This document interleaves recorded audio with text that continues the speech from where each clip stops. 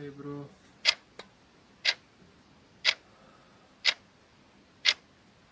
I fucked up. Whole 11th grade. I don't think I can do it.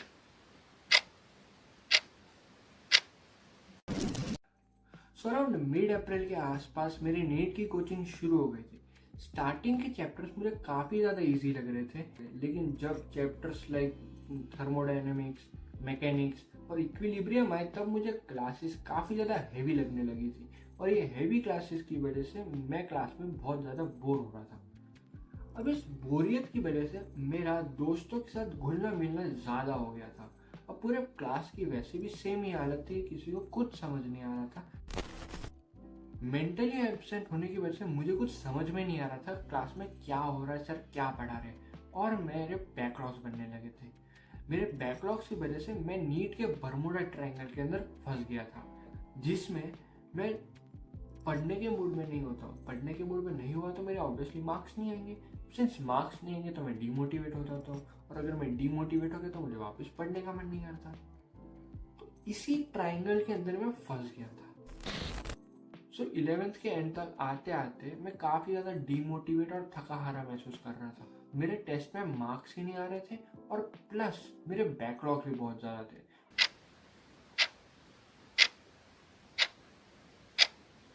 Hey bro,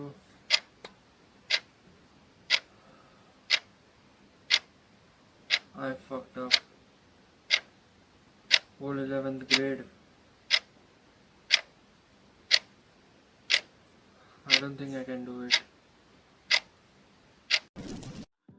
फिर एक दिन मैंने realise किया कि यार, बचपन में जो हम निबंध लिखते थे लाइक संगति का असर, समय का महत्व, एक्सेट्रा एक्सेट्रा, एग्जैक्टली अभी मेरे साथ वही हो रहा था। मेरे पास समय बहुत कम था, एक साल में 2 साल की पढ़ाई, और मेरी जो संगत थी even that was not really nice.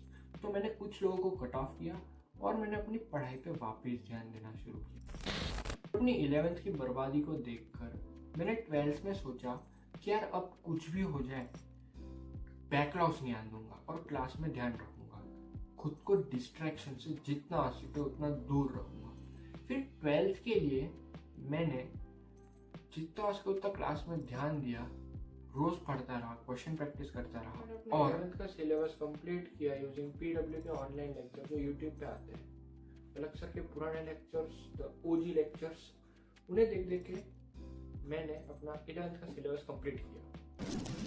फिर फाइनली अराउंड मिड नवंबर के आसपास मेरा सिलेबस कंप्लीट हो गया, और अराउंड उसके एक वीक के बाद हमारे नीट के मेजर टेस्ट और ऑल इंडिया टेस्ट शुरू होने लगे थे। तो ये टाइम तक मैं काफ़ी ज़्यादा फ्लो में आ गया था।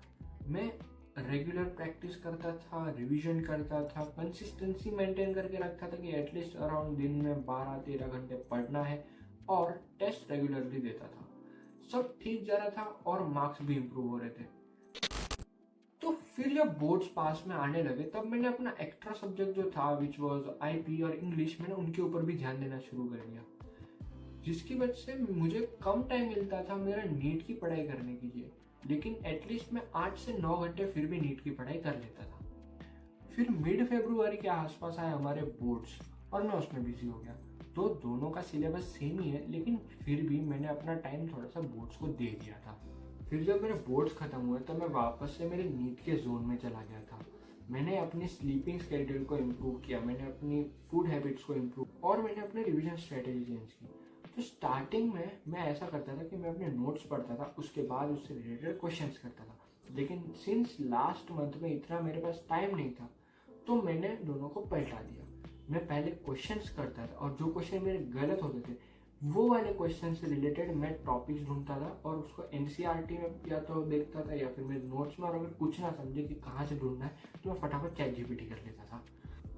और ये ड्यूरेशन के अंदर एलन वालों ने भी अपने ऑल इंडिया टेस्ट सीरीज शुरू कर दी थी। लाइक एवरी अल्टरनेट डेज हमारा पेपर होता था, और यही टाइम पे किसी ने मुझे बोला था कि यार जितने ज़्यादा पेपर तू देगा उतने ज़्यादा तेरे मार्क्स आएंगे।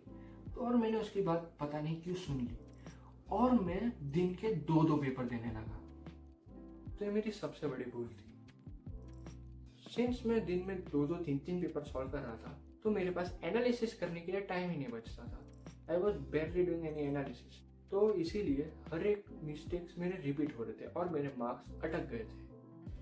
तो इस चीज़ को ठीक करने के लिए मैंने बनाया 3 हाइलाइटर मेथड। तो इसके लिए एकदम सिंपल चीज़ करनी है, गेट 3 हाइलाइटर्स और 3 pens. You can take red, yellow and green. Green वाले जो पेन्स होते हैं उनको यूज करो for highlighting the questions which have newer concept, और द क्वेश्चन जो तुम्हें नहीं आ रहे होते, लाइक जिनके बारे में तुम्हें कोई आइडिया नहीं होता। The yellow colour pen should be used for the questions which are in the syllabus but you didn't study or you are not that great at them. तो रेड कलर का जो हाइलाइटर है that is designated for red alert। मतलब क्या, जो तुम फालतू की चूतिया मिस्टेक्स करते रहते हो, ब्लंडर्स मारते रहते हो कि तुमने क्वेश्चन में ये चीज़ पढ़ी नहीं कि नॉट का इज नॉट है कि क्या है लिखा हुआ है, वो तुमने नहीं पढ़ा। तो अगर आप ऐसा करोगे तो आपके मार्क्स 101% बढ़ेंगे, क्योंकि मेरे बढ़े। तो अप्रैल के स्टार्ट में मेरे कुछ 550 मार्क थे, लेकिन जब मैंने हाइलाइटर मेथड का इस्तेमाल किया तब मेरे मार्क्स ड्रास्टिकली बढ़े और मेरे को लास्ट पेपर ऑफ अप्रैल में मिले 623 मार्क्स। तो 4 मई 2025, the day of my NEET exam. तो सुबह अराउंड मैं 8 या 9 बजे उठा था। उठ के मैं थोड़ा सा टेंस फील कर रहा था, लाइक मेरी इवन नींद अच्छी तो हुई थी लेकिन इतनी क्वालिटी स्लीप नहीं होती, क्योंकि मैं थोड़ा टेंशन में था कि यार पता नहीं कल क्या होगा। तो इसी टेंशन भरे मेरे चेहरे को देख के मेरी मॉम ने बोला कि ऊपर जाओ और जाके थोड़ा भगवान से प्रार्थना करो। तो मैं ऊपर गया और बोला, हे प्रभु प्लीज़ मदद कीजिए, आज का पेपर बहुत अच्छा जाए, पूरे साल मेहनत करी है, तो एटलीस्ट एक GMC मिल जाए, इतनी कृपा करना। और फिर मैं नीचे आया। नीचे आके मैंने अपनी जो मिस्टेक डायरी थी उसको पढ़ा, उसके सारे के सारे अपने पेजेस को पलटा के एक एक करके वापस से पढ़ा, और पता नहीं कब 12 बज गए। फिर 12 बजे खाना खा के मैं और पापा निकल गए एग्जाम सेंटर की तरफ। तो जब हम जा रहे थे तब मैं काफ़ी टेंशन में था। तो मेरे पापा ने गाड़ी में हमारे साथ रघुनाथ तो किस बात की चिंता शरण में रख दिया, जब मात तो किस बात की चिंता, ये वाला गाना लगा दिया था। ये गाना सुनते ही मैं काफ़ी ज़्यादा मोटिवेटेड फील कर रहा था कि अगर हमारे साथ श्री रघुनाथ है, अगर किस बात की चिंता है, तो मैं टेंशन फ्री होके पेपर देने का। तो जब हम लोग सेंटर पे पहुंचे तो वहाँ पे कुछ ज़्यादा ही स्ट्रेसफुल माहौल था, लेकिन मैं अनअफेक्टेड रहा उसकी वजह से। तो फिर मैं पहुंचा अपने एग्जाम हॉल के अंदर। एग्जाम हॉल के अंदर पहुंचने के कुछ समय बाद हमें हमारे पेपर्स मिले। अब मेरी हमेशा से आदत ये रही है कि मैं हमेशा पहले फिजिक्स, केमिस्ट्री, बायो के पहला क्वेश्चन लिखता हूँ। जो अगर मुझे इजी लगा तो मैं वो सेक्शन शुरू कर देता हूँ, लेकिन इस टाइम मुझे ये दिमाग में नहीं आया और मैंने गलती से बायो से स्टार्ट कर दिया। अब सिंस मैंने बायो से स्टार्ट किया तो स्टार्टिंग के क्वेश्चंस बहुत इजी लगे मुझे, और मेरे अंदर कॉन्फिडेंस आ गया कि हाँ भाई काफ़ी इजी पेपर है, हो जाएगा अच्छे मार्क्स से। तो जैसे जैसे मैं आगे बढ़ता रहा मेरे क्वेश्चंस हार्ड होते गए और लेंथी होते गए। अब लेंथी और हार्ड क्वेश्चंस की वजह से मेरा टाइम कंज्यूम होने लगा, और जैसे जैसे मेरा टाइम कंज्यूम होता रहा मेरी मिस्टेक्स की प्रोबेबिलिटी बढ़ती रही, लेकिन मैं खुद को काम कंपोज वापस से कर लेता था। और मैंने बायो अराउंड 45 मिनट के अंदर सॉल्व कर लिया, क्योंकि ये टाइम का बायो सबको पता है काफ़ी हार्ड था। यूजुअली मैं 30 मिनट के अंदर सॉल्व करता था, लेकिन ये टाइम 45 मिनट लगे। तो अराउंड 3 बजे के आसपास मेरा बायो कंप्लीट हुआ था। अब बचे थे 2 घंटे। अब ये 2 घंटे के अंदर मुझे फिजिक्स और केमिस्ट्री सॉल्व करना था। फिर मैंने केमिस्ट्री स्टार्ट किया। जब केमिस्ट्री स्टार्ट किया तब मुझे काफ़ी ज़्यादा मॉडरेट लगी, ना ही कुछ ज़्यादा ही हार्ड ना ही कुछ ज़्यादा इजी। तो आई फेल्ट कॉन्फिडेंट कि भाई ठीक है, इसके अंदर अच्छे खासे मार्क्स आ जाएंगे। और फिर मैं आया फिजिक्स पे। फिजिक्स के स्टार्टिंग के कुछ क्वेश्चंस वर रियली इजी, तो मैं उनको फटाफट सॉल्व करते गया और मेरा कॉन्फिडेंस बढ़ते गया। लेकिन फिर शुरू हुए फिजिक्स के ऐसे क्वेश्चंस जो मैंने अपनी पूरी नीट की जर्नी में कभी नहीं देखे थे। फिजिक्स के राउंड 1 के बाद मुझे लग ही नहीं रहा था कि ये फिजिक्स का नीट का पेपर है। मुझे लग रहा था कि मैं जी एडवांस का क्वेश्चन पेपर सॉल्व कर रहा हूँ। The questions were so hard कि बन ही नहीं रहे थे, समझ में ही नहीं आ रहे थे कि कौन सा कॉन्सेप्ट किधर से लगाना है। मेरा माइंड ब्लैंक हो गया था पूरा।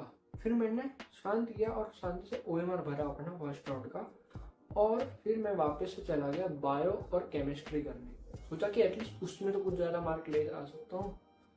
और उसके अंदर कुछ और क्वेश्चंस करने के बाद मैं जब वापस आया फिजिक्स पे, तब अराउंड मेरे पास 45 मिनट्स बाकी थे। तो इन 45 मिनट्स के अंदर मुझे काफ़ी सारे क्वेश्चन सॉल्व करने थे, तो मैं काफ़ी ज़्यादा टेंशन में आ गया और उसी टेंशन में मैंने अपनी OMR भरी।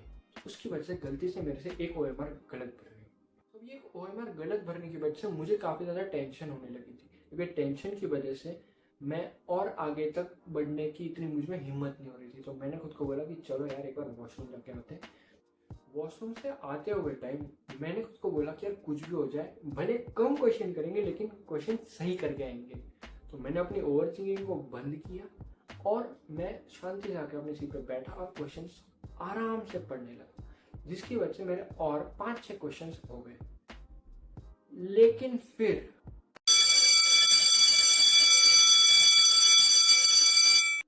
पेपर का टाइम समाप्त हो गया और मैंने फिजिक्स के बस 15 से 16 क्वेश्चन किए थे। मुझे ऐसा लग रहा था जैसे मेरे पैरों के नीचे से जमीन खिसक गई हो। मैं काफ़ी ज़्यादा स्ट्रेसफुल फील कर रहा था। मेरी OMR कब टीचर ने ले ली मुझे ये तक नहीं पता चला। फिर मैं जब क्लास से बाहर आया तब मेरा मूड तो एकदम ऑफ था, लाइक मुझे कुछ समझ नहीं आ रहा था, आई वाज लिटरली नम। और मैंने अपने आसपास के बच्चों को देखा, सब एकदम मायूस बैठे थे। फिर मैं अपने पापा को मिला, उनको पूरी स्टोरी बताई गाड़ी में और हम घर पे आ गए। फिर जब रिजल्ट आया तब मुझे फाइनली रिलीफ मिला कि हाश वापस नीट नहीं देनी पड़ी और मैं ये साल गवर्नमेंट मेडिकल कॉलेज में MBBS करने जा रहा हूँ। और ये थी मेरी कहानी, कैसी लगी जरूर बताना। बाद में मिलते हैं।